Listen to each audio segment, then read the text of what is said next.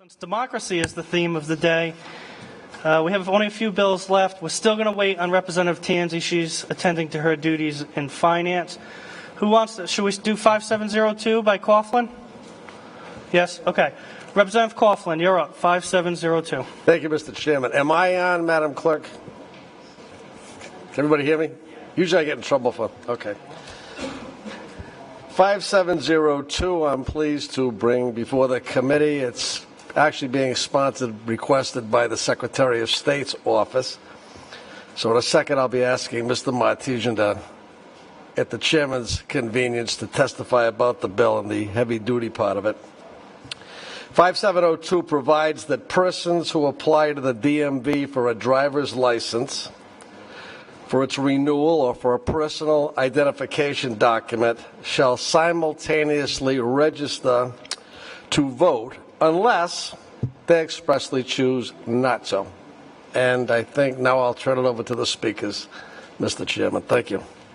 Okay, could we call up Jason Martesian from the Secretary of State's office? Bob, why don't you just come on back up if you're on this. Are you on this bill?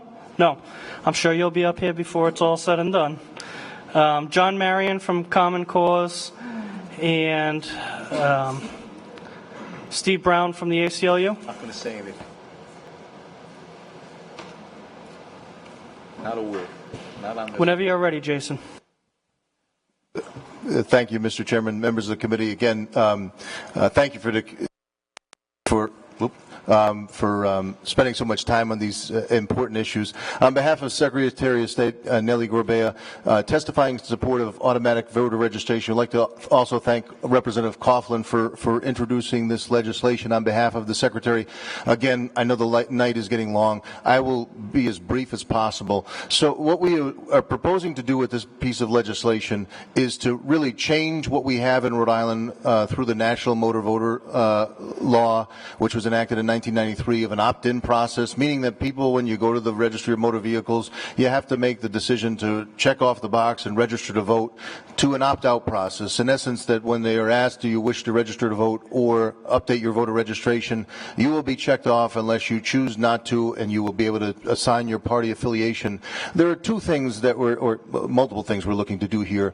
One of them is an efficiency of ensuring that folks are registered to vote, as well as their updates, their voter registration information is updated at the point of service when they interact with, in this case, the Department of Motor Vehicles, and at some point when other state agencies are able to verify eligibility information. What we find is that we are missing a number of folks who simply move and don't really, it's not the first thing you think about is to update your voter registration information. So they either get to the polls and are at the wrong polling location, or they have to vote a provisional ballot, which adds a lot of inconvenience and work on election day for elections officials. So we believe that changing this to an automatic voter registration process and having an opt-out will ensure that we capture better addresses for folks when they simply go and transact, do business at the Division of Motor Vehicles.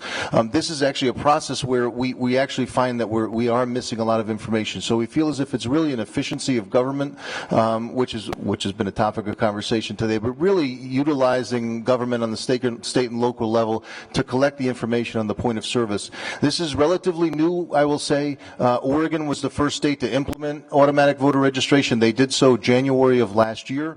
There are now 6 states that have enacted this automatic voter registration in one form or another, and we'd like to make Rhode Island the 7th. We believe that this will in fact get more folks registered to vote at the time of when they interact with the Division of Motor Vehicles. We've had some good conversations, actually very good conversations with the division. I wanted to note in here that it is important to note that this legislation has language that the statute will not take effect until the Department of Motor Vehicles can confirm that their new system is able to implement this chapter. So we believe that's very important. Obviously, with the technology and the implementation and the changes that are going on, we want to make sure that a change of this kind, albeit rather subtle, is able to be implemented and able to be implemented in a way that we can preserve the integrity of the voting system and the voting registration system, and in fact improve the process that we have in place today.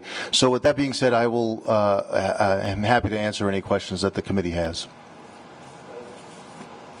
Thank you, Jason. Representative Coughlin. Thank you, Madam Chairman. Jason, with this new system, person puts in for their driver's license, you ask them if they want to re-register to vote or register to vote, they decline. If the driver's license register address does not match up with a voting address, is your system going to ping on it at that point?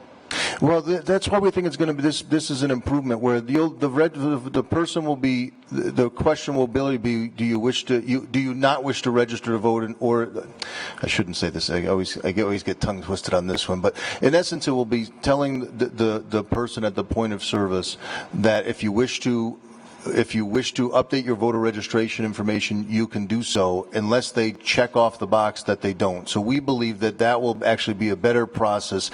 We don't want, so automatic voter registration, we don't want folks to think, and I know Steve's sitting right next to me, this is not, folks will be aware of that whether they'll be registering or updating their information. We don't want a process in place that is going to do that without voters or those wishing to vote knowing that they are registering to vote. We just think the sheer process of making it an opt-out as opposed to an opt-in will do two things. One, make it easier for people to register to vote at the point of service, as opposed to thinking they have, they didn't register, realizing too late in the process and then not being able to register to vote, but also capturing that information in a more efficient manner, the updated address information. Okay, but once you've got the driver's address here, somewhere in your databases, in your cloud. That's sent voter electronic. That is sent electronically today. It will be the same process. Actually, Rhode Island is a leader in this space. We started electronic transmission of that information from our DMV to our voter registration system, give or take 12 or 14 years ago. I can't remember exactly. That process will remain the same. Is when that person selects to register to vote or has an address change, that gets sent to the information in the voter registration, and the cities and towns will work to send a notice out. The same process that happens today, confirming that the person does in fact live at the address that they registered at, and that process will continue the same way today. Okay, thank you. Representative Rice. Thank you, Chairwoman. So you go to the registry and you fill out the paperwork and it just goes through. Someone doesn't say, do you want to opt out? What happens then? It just goes right through. So I'm glad you brought this up, Representative. There's a script that the DMV uses today, and basically it's, do you wish to register? And it's on a paper and a keypad. What we believe is the script will basically change, where DMV will say this information, you'll be registered to vote unless you choose otherwise, or your information, if you're already registered, will be updated if it's changed. If you choose not to, you can decheck and you won't be registered to vote, or your information won't be updated. But that will be made at the point of service. It will not, and it should not be a surprise to anyone who is going through the transaction at the Division of Motor Vehicles. So why change it from opt-in to opt-out?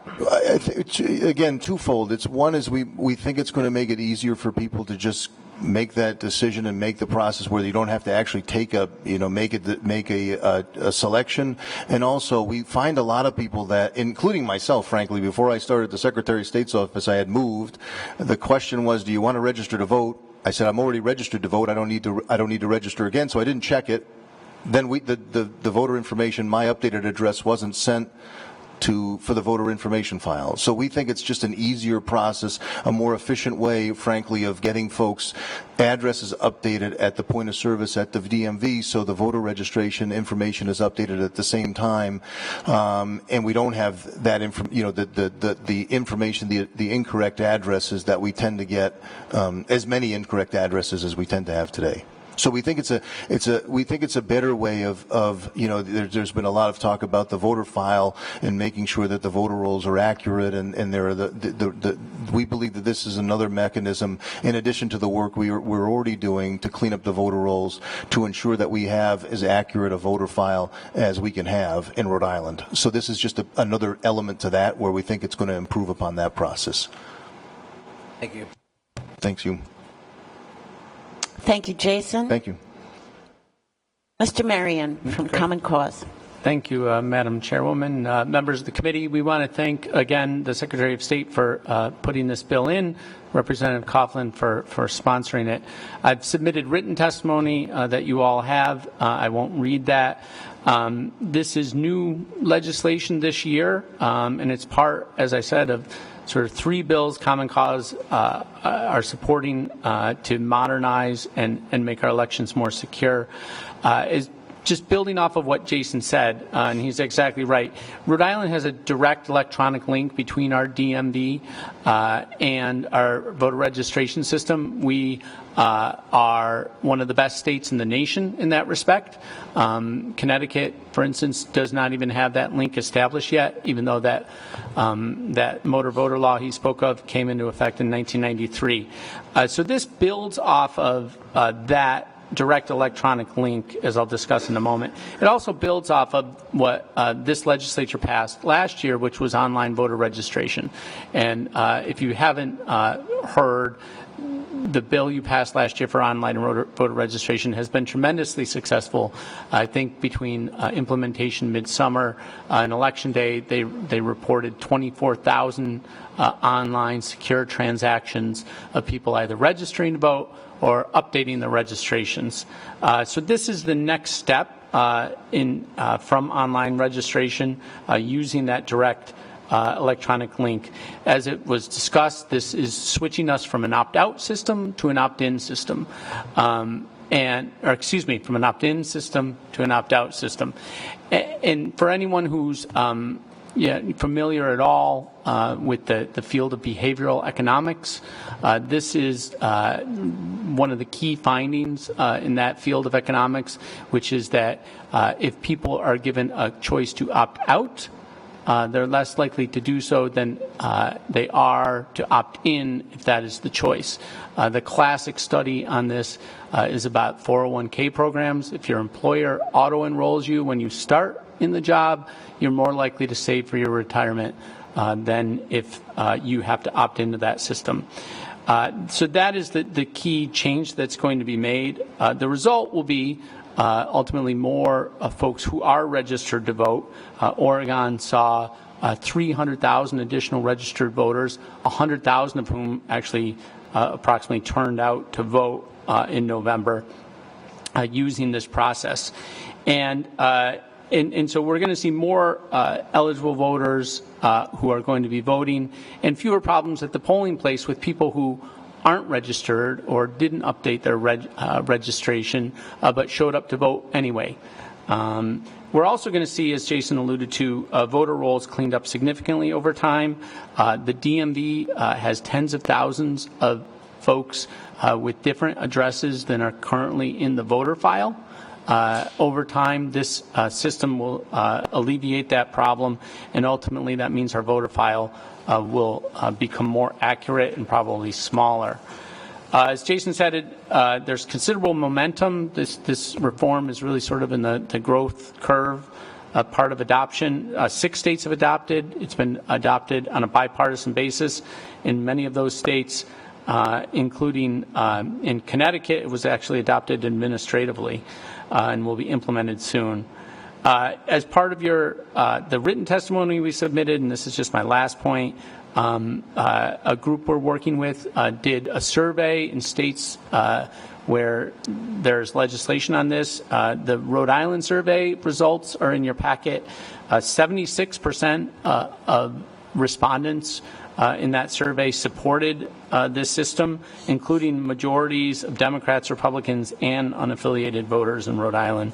So we strongly support this. You'll hear from other groups who strongly support it, and we hope you give it your full consideration. We're happy to answer any questions also. Representative McEntee. Thank you, Mr. Chairman. I just want to bring up this one point because I come from Narragansett in South Kingstown, which is a lot of summer homeowners that live there part-time. I hate to say this, but a lot of them register their cars down there and maybe have their license down there, but they vote and live year-round somewhere else in Rhode Island. So there is, and the reason for that, I'm going to guess, is because the car tax is so much lower in Narragansett, so I'm not giving up any names or anything, but I don't do that personally, just so you all know. But I know what goes on, so you're not always going to have the same. The insurance rates are cheaper there than they are, say, if you live in Providence. So you're going to find these discrepancies. That doesn't mean they don't live full-time in Providence or wherever, but there is some of this going on. I do understand somebody has a proposal on the car tax this year. I don't Maybe know that'll change all what of its this. fate will be. But, you know, and Jason can speak more authoritatively, online registration, joining the ERIC system, which he can talk about, and I know they're implementing right now, is really a first step to cleaning up the voter roll. This is another step to cleaning up the voter roll. Many of these efforts to modernize elections are aimed at having more accurate voting lists. I think you've identified an interesting problem. It's just a little twist. Yep.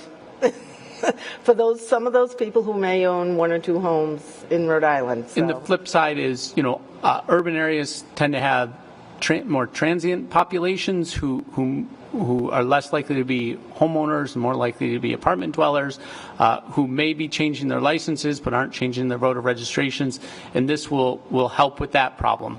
So, you know, there are other ways in which we know this will help. Thank you. Mr. Price? Thank you, Chairman.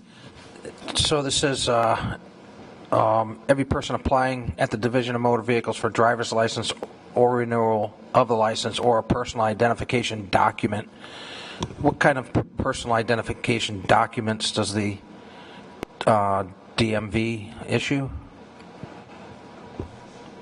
I believe that's referring to a state ID, a non-driver state ID card, basically.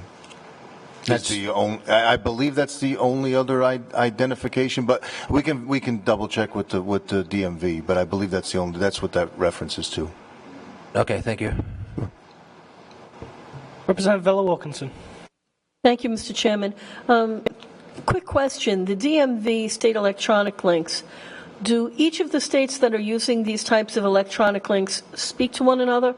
Is that something that they don't at all? No, each state is separate. Each state is separate. So what we are participating in, and John mentioned it, is the Electronic Registration Information Center, ERIC, which is a which you know well aware of, and the legislature supported that last year, where it's a consortium of I think 22 or 23 states which do share information about voter registration information, Department of Motor Vehicles, moving in and out, death files of who's passed away in certain states. So it's a more sophisticated database among the partnering states, which Rhode Island is a member of, to share information. But the voter file is unique to that particular state. So the transmission is unique to Rhode Island's transmission is Rhode Island DMV to Rhode Island's voter registration system. So did I understand you to say that within ERIC you are able to discern where vehicles are registered? I don't know that. Yeah, I guess yes. Yeah, so it's a more sophisticated database among the states that are partnering, and I don't know enough about technology, but we get a more robust set of reports on any state on a monthly basis. I think that helps us do a better job of updating our voter rolls. For instance, I think we're sending out a notice this week, or maybe it was last week, about we have 26,000 addresses that are more up to date at the DMV than they are on our voter registration files. So we'll be sending out notices to those registrars, asking them if they want their address for voter registration purposes to be updated. Because what we're finding is, and I think local officials are finding, is people are not necessarily updating their addresses. We have a regular process of doing that, but there's naturally a lag. As John said, people are transient. transient people are moving, and we're trying to have a better way so that when people read stories about their voter rolls and old addresses, that we are doing as good a job as we can to update. We're getting a lot more robust information about folks who've passed away in other states, so that we get those on a more regular basis and updates, so you don't see as many folks who have frankly passed away but are still on the voter rolls in Rhode Island because they may have passed away in a state that they moved to, but now they're a partnership, a member of the consortium of states, and we're getting that information on a more regular basis than we do today. So we think that automatic voter registration is just another tool in what we're doing to ensure that the voter rolls are as updated as possible. And then based on, based on this testimony that you just provided, so is it fair to say that if we have snowbirds that own property in Rhode Island, but they're registering their vehicles out of state, that that's going to be picked up and cleaned, and the voting rolls will be cleaned up for them as well? That's a good question. Well, Florida is not a participating state, but I don't know how that would. I can say, so there are 22 states that are part of this data sharing. Yes. Florida is not one of them. When it was originally created by the Pew Charitable Trust and then spun off into an independent nonprofit.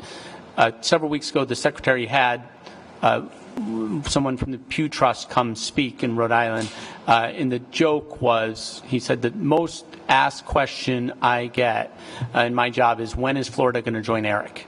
Because every other state has the problem we do, which is they have snowbirds that go to Florida, and they need the Florida data voter file to be included in ERIC. And I know right now there's an active effort in Florida to get them to join ERIC, and hopefully in the next year or two they'll join, and that will help us capture this. And last question, would 5702 have any impact on the 16-year-olds that try to register early? It would be the same process. It would be the same process for them. I should say it would just be an opt-out process, but it would function the same as it does today, but simply an opt-out as opposed to an opt-in, similar to what everyone else would be doing. Okay, any further questions? Okay, thank you. Yanine oh, I'm sorry, Steve. I'm sorry. In light of the lateness of the hour, I'll rely on our written testimony. I'm sorry, you're bowing out? Written testimony? Okay, very good. Representative Roberts, did you have a question? I'm sorry. I apologize. I didn't see it down there in the corner. I know, it's hard to see in the corner. I just wanted to ask... They'll come back. Sorry. I just wanted to ask, I saw that on page 2, line 27, it says, for each registration electronically transmitted, a hard copy will be provided to the appropriate local board of canvassers. I'm just wondering why that would be crossed out. I mean, because is there a hard copy of everybody's votes kept on record somewhere besides just the electronic? This wouldn't be voting. This is the registration. So as I understand it, it would be the electronic file that's sent today. That I'm not sure if this is.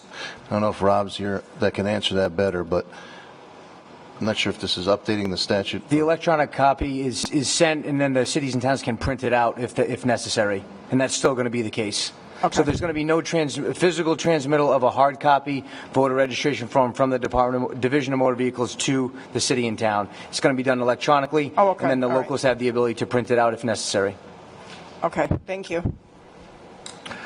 Okay, thank you. Yanine Castillo from the Providence Student Union is going to testify on this one. David Leach from the Civil Rights Roundtable. I think David left. David was in support. Joshua Parker. Mr. Parker. And Dr. Grazik. He was just here a moment ago. Dr. Grasnick signed up in support. If he's in the hallway, he can testify later. Okay, Yanine, did I get that right? Good evening. My name is Yanine Castedo. I'm a student leader at the Providence Student Union.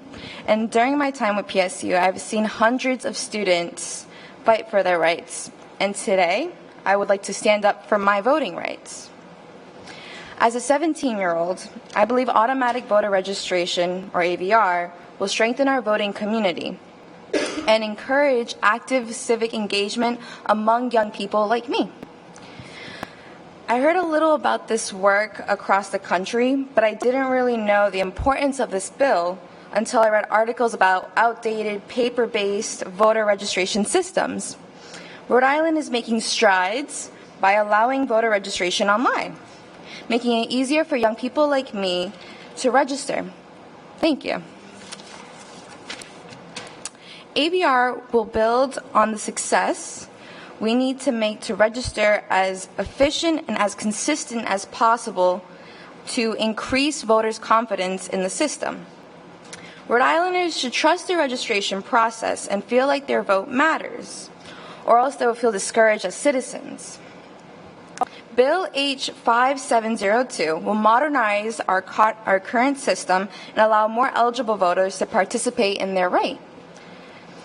As a young person who will be 18 in July, I want my voting registration to be modernized, accessible, and efficient. Why? Being actively engaged in my community means a lot to me. I'm involved in so many efforts, including testifying today.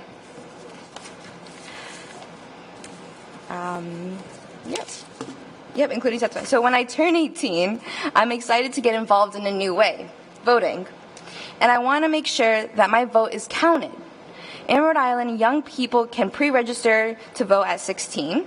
It's a big innovation that offers the possibility of bringing thousands of young people into our democratic process. I'm registered, I use the paper form. It's great that when I turn 18, I'll be able to vote without worry. But for most students, they don't know that they can register to vote at 16. What they do know is that they want to have their permit. They want their driver's license. I know that I got my permit as soon as I turned 16. And you probably did the same thing too. But with automatic voter registration, when young people get their permit, they can register too. They still won't be able to vote until they turn 18, but AVR ensures that young people can have access to this important right to register to vote. And I know that if we start to get young people registered, we can increase their civic engagement and get young people involved early. For me, being civically engaged is such a big part of my life. I even want to major in political science. For others, the simple but critical act of voting, or even just being registered to vote, could encourage them to become engaged in their communities like me. Schools and districts too, knowing that more students are registered may even prioritize civics education more. To close, automatic voter registration will help register all eligible Rhode Islanders to vote. AVR actively updates, saves time, saves money, and strengthens our overall voting system. And Bill H5702 will expand access to active military, senior citizens, and people who are disabled so that they can fully participate in our democracy. But it will expand access to youth like me. Thank you. Thank you. Any questions? Thank you very much. Joshua? Thank you, Chairman and committee. I am in favor of this bill. I think that it is important that we take every step we can to give confidence back into the system, back into the government. I'm pretty sure we all know that saying like, oh, Rhode Island legislators are all corrupt, everything's corrupt, you can't trust the system. And I feel like having a system where it's encouraging you to vote, where you have to say, hey, you have to specify you do not want to vote, that you do not want to participate. But by automatically saying, hey, when you go to register, you're going to be registered to vote as well when you get a license or an ID, that gives the sense that, I'm wanted to participate in this process. And it is imperative that we continue to have more people vote. That's the only way our system can work. I mean, when we have a lack of voter turnout and lack of voter or citizen involvement, our government just doesn't work very well. Only the people who are here who actually can be heard or actually vote actually end up mattering. But now we have a point where we have a lot of people who are not engaged and are suffering and are really not having any, leeway into making a change for the better. And they're paying for this, everything. They are all paying for the same thing. So each step we take to make it easier for them to be involved, for them to vote, will benefit us in the long run. Not necessarily us now in the next year or so, but like 10, 20, 30 years later as it becomes more of a something that is normal to know that, when I take my child to get registered, to get their first license at 18, they're going to be able to vote as well, and they're going to be encouraged to vote. And I think that would take it, that's a great first step, as there will be a lot of other steps. Like I believe we should go further as to have more outreach to youth to understand the civic process. Like, how does someone in high school see themselves sitting in your chair one day, as we will have to eventually? So I believe it's incredibly important that, regardless of what it costs or takes to do it, that we do implement changes to make it easier for people to register to vote. I really love the online voter registration, because I was able to update my voter registration. For the longest time, my email was wrong by one letter, and I just never had the opportunity to actually physically go change it until voter registration, online registration came into effect, and I was able to change it like that. And it's accurate. I'm getting my information, and it's steps like that that has really gives you hope that, regardless of what challenges that we are facing within our current system, that we still can progress to a better country. I mean, we've done that for decades, and we're not perfect. And the country didn't start in a perfect rose bush. It was a pretty gritty, and there were some really horrible things that happened, but we progressed for the betterment of everybody, for every human being who is a citizen of this country. So I am 100% in favor of this bill. Thank you for your time. Thank you very much, Mr. Parker. Any questions? Thank you, the two of you. Could we hear from Michael Steiner, Jane Coster, and Dory Goodman? Did Dory go home?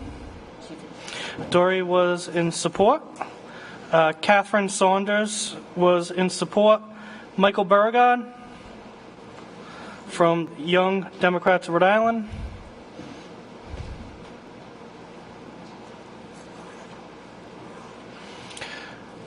Michael, if you're ready. This Michael. Mr. Chairman, members of the committee, thank you again for your time. As I said before, I was in the military, and I always retained my privilege of voting in Rhode Island by virtue of my service, so I never had to deal with this. But I believe that we should join states like Oregon and the other 5 states who are leading this innovation in voting access and making it easier for people who choose to make Rhode Island their home to participate in the voting franchise, take one less thing off the tremendous list of things that I remember having to accomplish when I moved to Illinois, to Virginia, to California, to Washington. I didn't have to deal with that because of my service, but I can assure you that it must be a very trying time moving around the country for non-service members. So I'm in strong support of this bill, and I hope you support it as well. Thank you. Thank you, Michael. Any questions? Jane?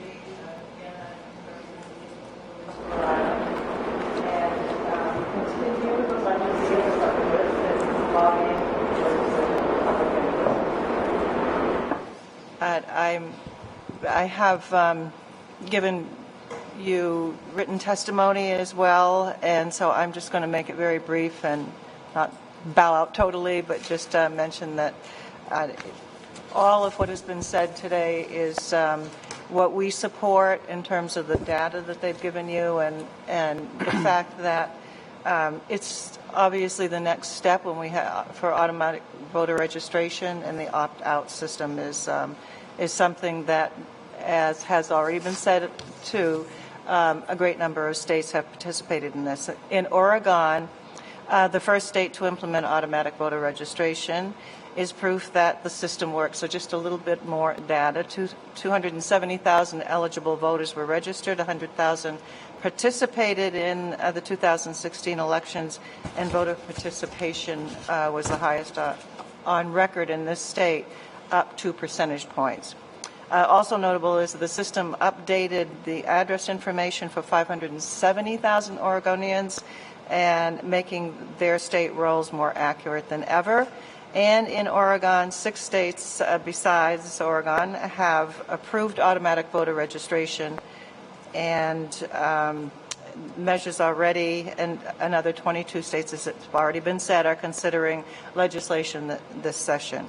So Rhode Island has the opportunity to step up and be a partner in these states that have already opted into the system, and we hope that we can continue with this and have the next step happen this session. So I thank you for my time, and the League of Women Voters of Rhode Island urges you to support this bill. Thank you, Jane. Any questions? Michael? Thank you, Mr. Chairman.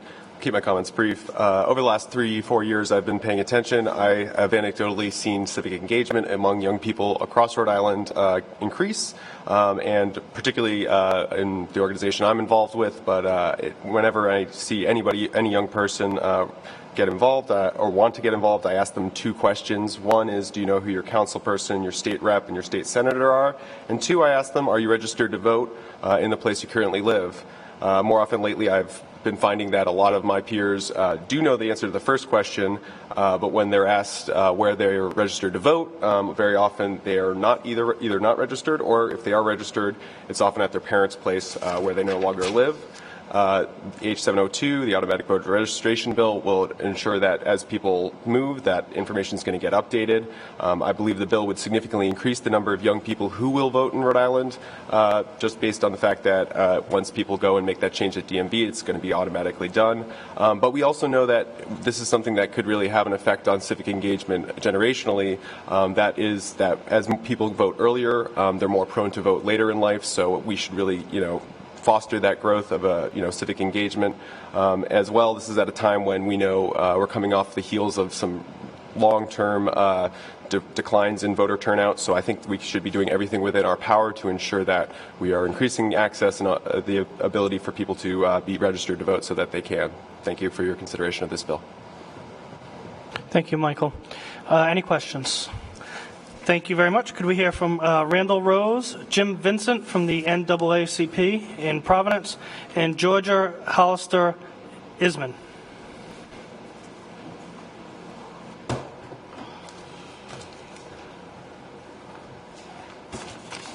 Randall, if you're ready.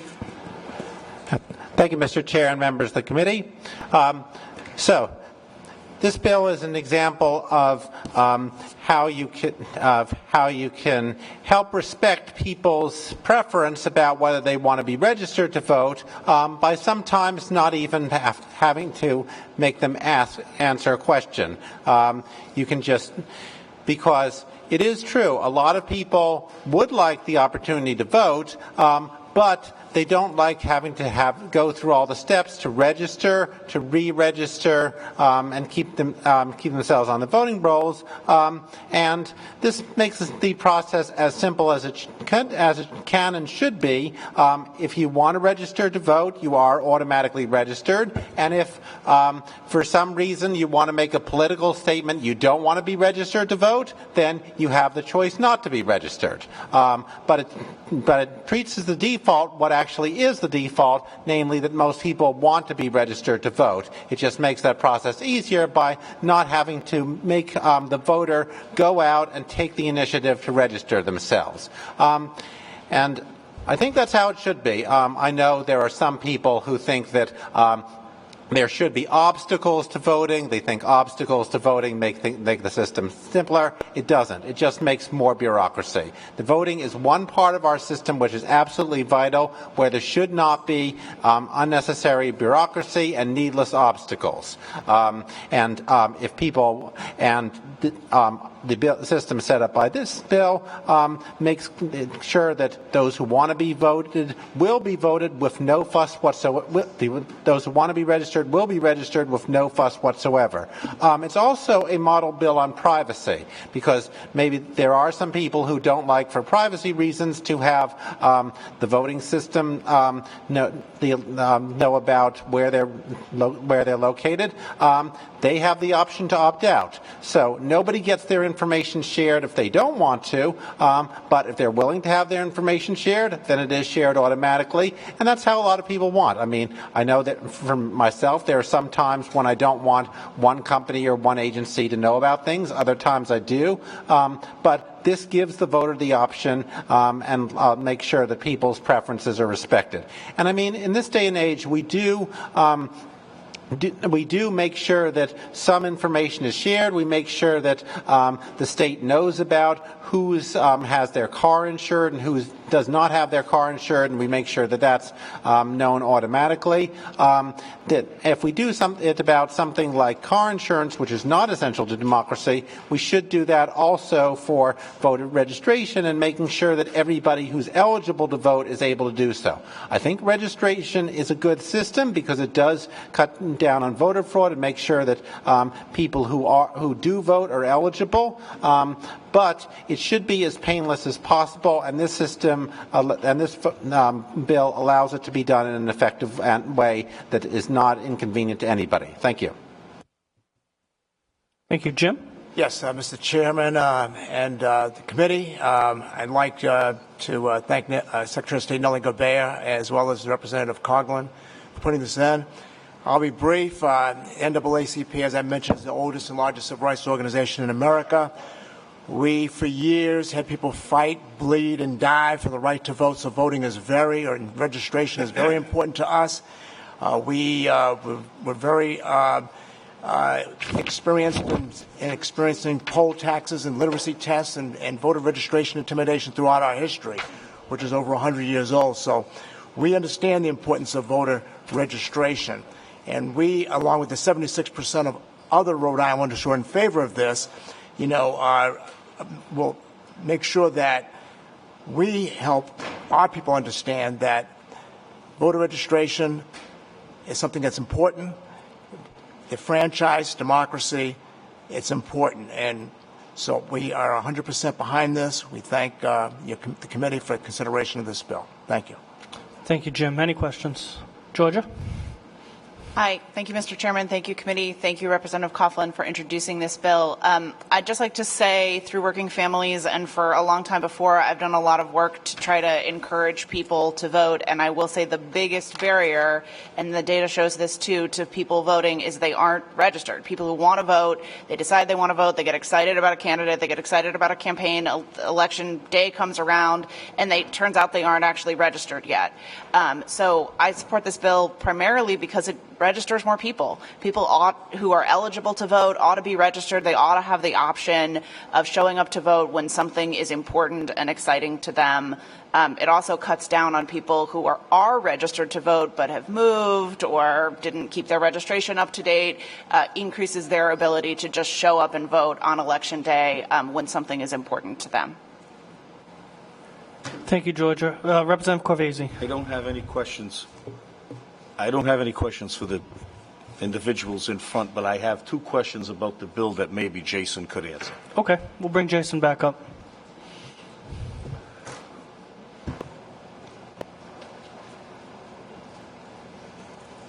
Two quick questions about the bill, very simple. Yes. And I had stepped out in the beginning of the hearing, so perhaps you answered this. When a person goes to register, will they be asked if they want to vote, or will it be automatic that they'll automatically be registered to vote and they, of their own volition, have to have the presence of mind to say, and oh, by the way, I know I'm registering and it's automatic, but I don't want to vote? So there will be a script that will be basically changed with the DMV. So they will be asked, you will be registered to vote, and if you're already registered, your voter registration information will be updated unless you choose not to. And that's how we envision it. I mean, the script from DMV will, they will be made aware that they will be registering to vote or having their voter information updated. So the individual will be made aware that by registering, unless they opt out, correct, they'll be told that they'd have to opt out. Correct. Yes. Okay. Second thing, and I may be a little fuzzy on the details. If you don't vote in how many elections, are you off the rolls automatically? I believe it's 2 federal. You're made inactive. We're not taking off the rolls, but I'll let Rob answer that one. Hi, Rob. Good evening. If a voter is made inactive, meaning if a piece of mail is returned undeliverable to the city or town, the voter is made inactive. So the person cannot vote? No. If they go to the polls, once they're made inactive, they need to affirm that they still live at the address. So there's an extra step that an inactive voter has to take in order to cast a ballot. So if perhaps I am inactive and I'm unaware of it, I go to the poll, and how does the inactivation occur? So if when someone registers to vote, they're sent a mailing, an acknowledgement notice to say, congratulations, you're registered to vote. If that acknowledgement notice is returned to the city or town as an undeliverable piece of mail, that voter by the city or town is made inactive. But that piece of mail is only going out when you register. Correct. What happens if you've been registered at the same address for 20 years? Well, there are other mailings that go out. As a matter of fact, Jason touched upon one that's going out this week to the 26 or so thousand voters who have an address, a newer address with the DMV than they do with the voter registration system. When that mailing goes out, if it comes back undeliverable, the city or town can take action on it, making the voter inactive. Do you send out activation notices for individuals who've been at the same address for 20 years, 10 years? We could. We have the ability to do that. There's a state law that allows the... What would trigger that? So there's a state law on the books now that would allow the city or towns to send a mailing to people who have not voted in the last 5 calendar years. So that's what I'm getting at. So if I haven't voted in the last 5 calendar years, am I automatically inactive? No. The only way you're inactive is if a piece of mail comes back undeliverable. An official. So I could conceivably not vote in the last 5 calendar years, but still be an active voter. Correct. You have the right to be a registered voter and not cast a ballot. Okay. Again, I'm a little confused on the trigger for the inactivation for the letter. What would prompt the letter? What would prompt the mailing? Registering to vote prompts a letter. Not that. Someone who's been an established voter, same as the same address. But hasn't voted. Mm-hmm. What would trigger? The fact that someone hasn't voted in 5 calendar years, there's a law that allows them to receive a mailing if the city and towns send them one. Okay, so do they send them one automatically after 5 years? No, not always. The law indicates that if there's funding available, then they send. So it's a maybe type of situation. Correct. Okay. But to get to your original question, if the voter is made inactive and then does not cast a ballot in one of the next 2 federal elections, they're removed from the voter rolls. So let me ask you a question. Since you register to vote every 4 years, and it's an inactivation of 5 years, and it's a not voting in the last 5 years. You don't have to register to vote every 4 years. No, I'm sorry. You register your car every 4 years. So, huh? Driver's license? I'm sorry. You have to get a new driver's license every 4 years. So that's what we're talking about, right? Your driver's license. Or state ID. No. This is for a renewal for a driver's license. The registration, the automatic registration occurs for the renewal of the driver's license. The driver's license is every 4 years. I don't remember if it's 4 or 5 years. I'm pretty sure it's every 4 years. So let's say for the sake of discussion, it's every 4 years. So someone goes to register, someone gets their driver's license renewal and is automatically registered to vote under this law. They don't vote, okay? And let's say they haven't voted in the 2 years prior to the renewal. Now the 5 years comes in between. the 2 4-year term, the 2 4 years for the driver's renewal. You see what I'm getting at here? In other words, someone will always potentially be an active voter regardless of whether or not the 5 years are up. Because every 4 years they're going to be automatically registered to vote. You get it? I do understand. I do. I mean, every time someone goes into the DMV to either register for the first time or renew their license, their information will be transferred to the cities and towns as a voter registration unless they opt out. Does that affect that whole inactivity process? No. No. So Well, if, it might, Representative Corvese, but if they're getting their license, they're still living there and they're still registered to vote. They're just choosing not to vote. Okay. Right. But we know they're there because they're getting their license there. So Okay. I was wondering if it interfered with that process. Because every 4 years now, it's going to be renewed. You're going to be registered to vote. right. So with this state law that talks about the mailing with every 5 calendar years, that simply looks at the voter history. So you run a voter history file, and anyone that has no voter history in the last 5 calendar years can be sent a mailing according to the state law, regardless of whether or not they've updated their driver's license or state ID or not. To do with this. That's correct. Those are 2 separate things. Correct. Doesn't somehow keep them on the rolls, or No, it's the act of voting. Okay. The act of voting. Okay. Thank you. Okay, I think, Sam Rubenstein, I think you're the last witness. Is there anyone else that wants to testify in this bill that has not been called? All right, thank you again. Testifying with the Brown Progressive Action Committee. The hour is late. Papers need to get written, so I'll keep this short. I just want to make a few points that haven't been made or stress them. Despite the name of the group that I'm here with, I don't think that this should be thought of as a progressive or a partisan reform. I really just think of this as an administrative matter. And if you look at the states that have done this, it doesn't follow a particular partisan bent either. West Virginia has enacted this. Alaska has enacted this. If you think of, just administration of elections in rural areas, it makes a lot of sense. I'm glad that John Marion touched on the literature because, in any area of public policy where you can do something by virtue of opt out rather than opt in, you are making people go through another obstacle in order to not take part. And if we want people to vote, that makes sense. I would say to anybody who's really concerned about election fraud or the integrity of elections, I think that this is the best thing that you can do to ensure the integrity of our elections, because what you want to do is to have the state verifying people's information on the back end rather than relying on imperfect people to keep up their records on the front end. So if you don't want dead people voting, this is the way to do it. This is the way that makes the most sense, that is least negatively impactful to people's lives.